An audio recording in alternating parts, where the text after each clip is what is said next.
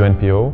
On est une organisation basée à Bruxelles qui fait du plaidoyer pour des nations, des peuples qui n'ont pas de voix et ne sont pas représentés aux Nations Unies et à l'Union européenne.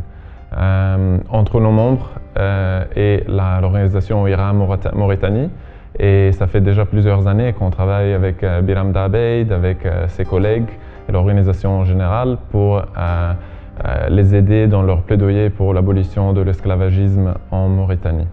Biram Daabeid a été arrêté le matin du 7 août 2018 et on était très surpris. On croyait vraiment que le gouvernement mauritanien aurait changé un peu son comportement, surtout maintenant qu'il y a plus de...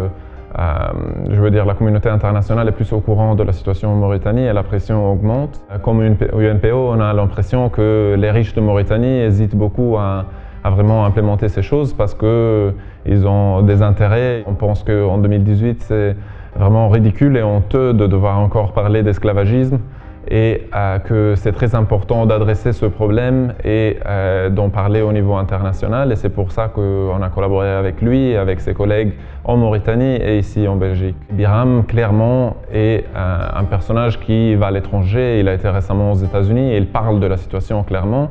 Et il oblige les autorités à se justifier à ce propos. En Mauritanie, les gens aiment bien Biram et son organisation et son combat en général ont pas mal de soutien populaire. Et ils doivent libérer Biram ou de toute façon respecter les droits et les lois mauritaniennes. On attend maintenant la réouverture des institutions européennes ici à Bruxelles pour relancer, si le cas, notre campagne pour sensibiliser à la situation là et pour demander au Parlement européen d'adopter une autre résolution pour la libération de Biram.